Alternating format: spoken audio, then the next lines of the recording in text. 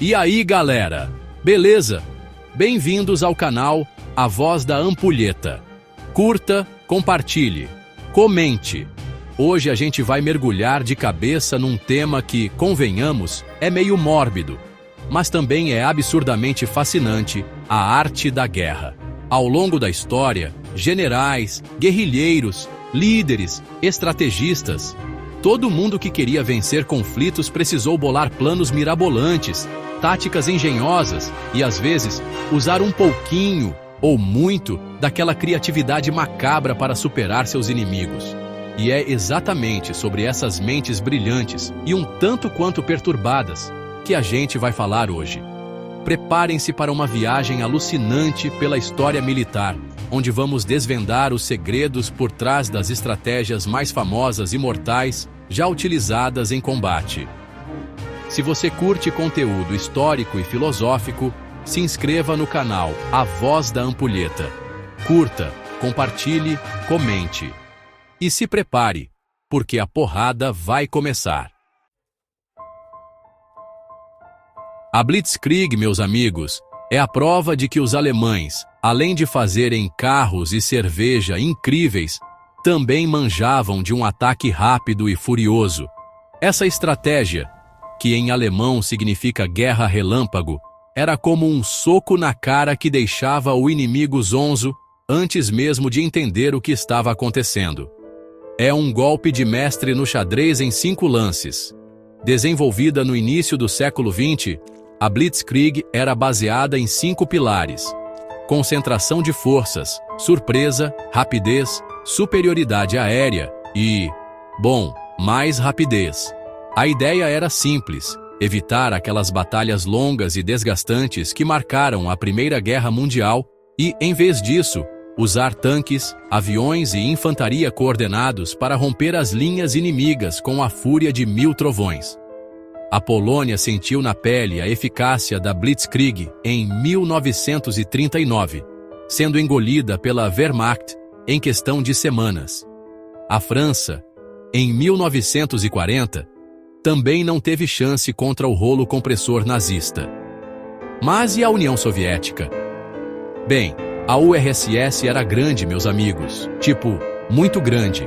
E os russos, apesar de apanharem feio no começo, aprenderam a usar o próprio inverno e a vastidão do seu território a seu favor, transformando a Blitzkrieg em um pesadelo logístico para os alemães. No final das contas, a Blitzkrieg era como um daqueles fogos de artifício, brilhante, poderosa, mas passageira. Ainda assim, a Blitzkrieg revolucionou a guerra moderna, mostrando que a velocidade e a surpresa podiam ser armas tão letais quanto qualquer bomba. Imaginem só, vocês estão no meio de uma batalha épica, milhares de soldados se enfrentando num campo aberto, poeira para todo lado, e de repente, vocês estão cercados. Essa é a essência da dupla envolvente, uma estratégia militar clássica que, como o próprio nome sugere, envolve cercar o inimigo por 2 lados, como um abraço mortal. Essa manobra funciona como um ataque em pinça, ou manobra de pinça, onde o inimigo é atacado simultaneamente pelos flancos, lados esquerdo e direito, cercando-o parcialmente ou totalmente. O inimigo é rodeado por todos os lados, sem rotas de fuga ou abastecimento. Um dos exemplos mais emblemáticos dessa tática aconteceu em Canas, no ano de 216 a.C., quando o general cartaginês Aníbal, considerado um dos maiores gênios militares da história, deu um nó tático nos romanos. Com um exército menor, Aníbal fingiu recuar no centro enquanto os flancos avançavam e cercavam os romanos. Resultado: um dos maiores massacres da história militar. Mais de 50.000 romanos mortos. Ele usou a cavalaria para envolver as legiões romanas, que, confiantes em sua superioridade numérica, acabaram presas na armadilha. O resultado? Uma das maiores derrotas da história de Roma. Mas por que a dupla envolvente é tão eficaz? Bem, Primeiro, porque coloca o inimigo em desvantagem numérica em ambos os flancos. Segundo, porque mina a moral das tropas, que se veem cercadas e sem saída. E terceiro, porque permite atacar por vários ângulos, criando uma zona de puro caos e destruição. A dupla envolvente exige planejamento, coordenação e uma pitada de ousadia. Curiosidade tática. A pinça não é só uma forma física de ataque, mas uma ideia estratégica. Prender o inimigo entre duas forças coordenadas. Na guerra moderna, ela pode acontecer até virtualmente, com ciberataques que atingem as comunicações e a logística simultaneamente. Mas quando bem executada, essa estratégia pode ser a diferença entre a glória e a derrota total. Se a Blitzkrieg era um soco na cara, a penetração ao centro é como enfiar uma lança no coração do inimigo. Essa estratégia ousada consiste em concentrar suas forças em um ponto específico da linha inimiga, com o objetivo de rompê-la e dividir suas tropas. É arriscado? Com certeza. Mas quando funciona, o resultado é devastador.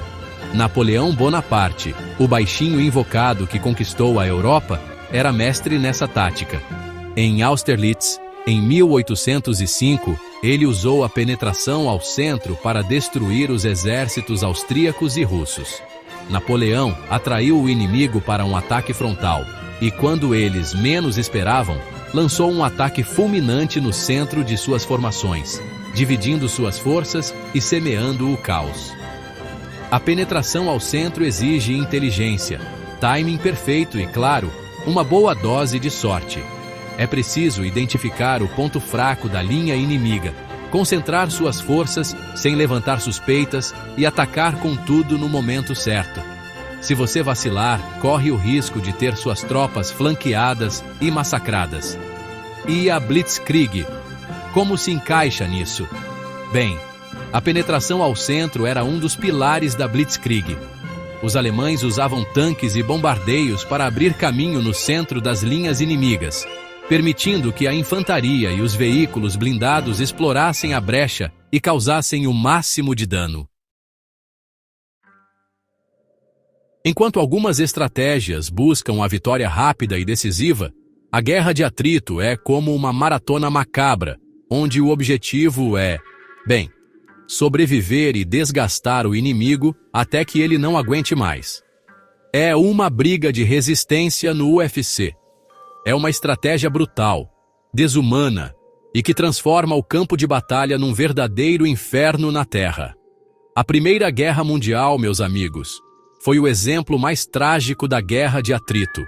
Imagine só, milhões de soldados entrincheirados por anos a fio, enfrentando bombardeios constantes, gás venenoso, frio, fome, doenças e a constante ameaça de morte. As trincheiras, que deveriam ser abrigos, se transformaram em túmulos a céu aberto. Mas a guerra de atrito não se limita às trincheiras da Primeira Guerra. Na Guerra do Vietnã, por exemplo, os Estados Unidos, com todo o seu poderio militar, se viram atolados num conflito brutal contra um inimigo determinado e que conhecia a selva como a palma da sua mão. Os Vietcongues, guerrilheiros experientes, usavam táticas de guerrilha, emboscadas e armadilhas para sangrar os americanos, física e psicologicamente. A guerra de atrito é uma aposta no desgaste, no esgotamento de recursos, na quebra a moral do inimigo. É uma estratégia cruel, que transforma a guerra numa equação macabra. Vence quem aguentar mais tempo no inferno. E se eu te disser que David não precisa de uma funda para vencer Golias e que um exército de formigas pode derrubar um elefante? É exatamente essa a proposta da guerra irregular, onde a força bruta é substituída pela astúcia, pela mobilidade e pelo conhecimento do terreno. O Talibã no Afeganistão, as Farc na Colômbia, a Revolução Haitiana. A história está repleta de exemplos de como a guerra irregular pode ser usada para desafiar e vencer exércitos muito maiores e mais bem equipados. Essa estratégia se baseia em explorar as fraquezas do inimigo, evitando confrontos diretos e usando táticas não convencionais para desgastá-lo. Emboscadas, sabotagens, ataques relâmpagos, propaganda, uso de civis como escudos humanos. Na guerra irregular, vale tudo para minar a moral do inimigo e desgastá-lo física e psicologicamente. É uma luta desigual, onde o mais fraco usa a inteligência e a criatividade para superar um gigante desajeitado e preso às suas próprias regras. Mas a guerra irregular não se resume apenas a táticas militares. Ela se alimenta da insatisfação popular, da ideologia, da promessa de um futuro melhor. É uma guerra que se vence não apenas no campo de batalha, mas também nas mentes e corações das pessoas. A guerra anfíbia é como um balé militar sincronizado, onde a força naval, aérea e terrestre se unem para invadir o inimigo por um lugar que ele menos espera: o mar. Imaginem só, milhares de navios cortando as ondas, aviões cruzando os céus e, de repente, um tsunami de soldados, tanques e suprimentos inundando as praias inimigas. É de arrepiar. O exemplo mais emblemático da guerra anfíbia, sem sombra de dúvidas, foi o dia D, a invasão da Normandia durante a Segunda Guerra Mundial. Em 6 de junho de 1944, mais de 150 mil soldados aliados desembarcaram nas praias da França ocupada pelos nazistas, numa operação militar sem precedentes na história.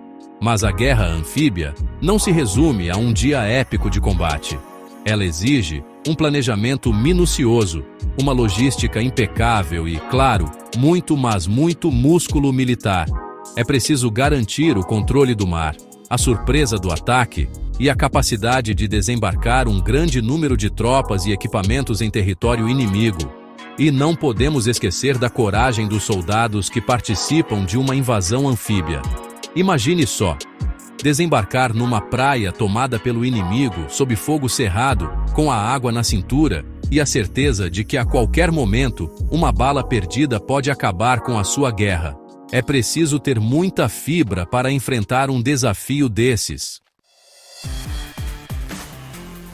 Se a Blitzkrieg era como um soco na cara, a defesa em profundidade é como receber esse soco com um sorriso no rosto e um colete à prova de balas por baixo da camisa. Essa estratégia defensiva consiste basicamente em criar múltiplas linhas de defesa em camadas, como as camadas de uma cebola, para atrasar o avanço inimigo e, desgastá-lo a cada passo. A União Soviética, durante a Segunda Guerra Mundial, usou a defesa em profundidade, com maestria para conter o avanço nazista. Os soviéticos sabiam que não poderiam deter o poderio da Wehrmacht num confronto direto. Então criaram um verdadeiro labirinto de trincheiras, fortificações, campos minados e posições defensivas que se estendiam por quilômetros. A cada quilômetro conquistado, os alemães sofriam perdas cada vez maiores, enquanto os soviéticos, aproveitando o conhecimento do terreno e o rigoroso inverno russo, lançavam contra-ataques e emboscadas, sangrando o inimigo gota a gota. A defesa em profundidade transforma o território em um aliado implacável, que drena os recursos e a moral do invasor. Mas essa estratégia exige disciplina, resiliência e a capacidade de absorver perdas significativas. É preciso estar disposto a ceder terreno para ganhar tempo, a sacrificar soldados para desgastar o inimigo. No final das contas, a defesa em profundidade é uma aposta na exaustão, na capacidade de resistir até que o inimigo se esgote física e psicologicamente. O bombardeio estratégico é a prova de que, às vezes, a melhor defesa é um ataque massivo e devastador. Essa estratégia militar polêmica consiste em usar o poder aéreo para destruir alvos estratégicos do inimigo, como cidades, fábricas, pontes e bases militares. É como jogar um baralho de destruição em massa e esperar que o inimigo se renda antes que as cartas acabem. Durante a Segunda Guerra Mundial, o bombardeio estratégico foi usado de forma intensa, tanto pelos aliados quanto pelos nazistas. Cidades como Dresden, Hiroshima e Nagasaki se tornaram símbolos da fúria destruidora dos bombardeios aéreos, que mataram milhares de civis e deixaram cicatrizes profundas na história da humanidade. Mas o bombardeio estratégico não se limita à Segunda Guerra. Com o avanço da tecnologia, os bombardeiros a jato, mísseis teleguiados e drones se tornaram as novas armas da destruição, capazes de atingir alvos a milhares de quilômetros de distância com precisão milimétrica. O debate sobre a ética do bombardeio estratégico, principalmente quando atinge civis inocentes, continua aceso até hoje. Mas uma coisa é certa: a capacidade de chover destruição do céu mudou para sempre a forma como as guerras são travadas. Enquanto algumas estratégias se baseiam na força bruta ou no desgaste, a guerra de movimento é como uma dança mortal, onde a fluidez, a velocidade e a capacidade de adaptação são as armas mais letais.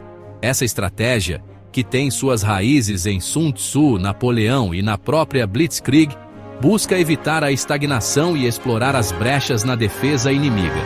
A Alemanha, durante a Segunda Guerra Mundial, foi mestre na arte da guerra de movimento. Seus tanques e unidades mecanizadas avançavam como um enxame, explorando as fraquezas nas linhas inimigas, cercando divisões inteiras e semeando o caos por onde passavam. Mas a guerra de movimento não se limita a tanques e blindados. Ela exige uma logística impecável, comandantes criativos e soldados capazes de se adaptar a situações em constante mudança. É uma estratégia que privilegia a iniciativa, a ousadia e a capacidade de ditar o ritmo do combate. Na guerra de movimento, o campo de batalha se torna um tabuleiro de xadrez gigante, onde cada movimento precisa ser cuidadosamente calculado para antecipar os movimentos do adversário. Vence quem conseguir manter a iniciativa, explorar as oportunidades que surgem e ditar o ritmo da batalha. A guerra de guerrilha é a prova de que, às vezes, os menores adversários podem causar os maiores estragos. Imagine um enxame de mosquitos enfrentando um elefante sozinhos. Eles são insignificantes, mas juntos podem irritar, picar e enlouquecer o gigante até levá-lo à exaustão.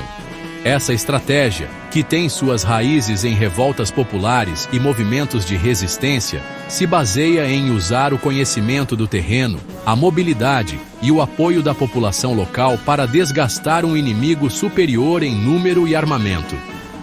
Os Vietcongues, durante a Guerra do Vietnã, são um exemplo clássico de como a guerra de guerrilha pode ser eficaz. Escondidos nos túneis de Cu Chi, usando táticas de emboscada e contando com o apoio da população local, os guerrilheiros vietnamitas infligiram pesadas baixas aos Estados Unidos, minando sua moral e levando-os à derrota. Mas a guerra de guerrilha não se limita ao Vietnã. Mao Tse-tung na China, Che Guevara em Cuba, os guerrilheiros afegãos contra a União Soviética. A história está repleta de exemplos de como essa estratégia pode ser usada para desafiar e derrubar regimes opressores. A guerra de guerrilha é a arma dos fracos, dos oprimidos, dos que não têm nada a perder. É uma luta desigual, onde a astúcia, a persistência e a coragem são as armas mais poderosas. É a rebelião dos mosquitos contra o império. A prova de que, às vezes, Dave pode vencer Golias, mesmo sem usar uma funda. E aí, generais de sofá, gostaram da nossa viagem pelo lado obscuro da estratégia militar? Espero que sim, porque deu um trabalhão montar esse arsenal de informações. Mas antes de vocês saírem por aí planejando invasões anfíbias ou treinando pombos espiões, lembre-se, a guerra nunca é a resposta, e o mundo já tem problemas demais para a gente sair por aí resolvendo tudo na base da pancadaria. Se você curtiu esse resumo bruto das estratégias de guerra, não esquece de se inscrever, deixar seu like e comentar qual estratégia você acha mais genial. Até a próxima!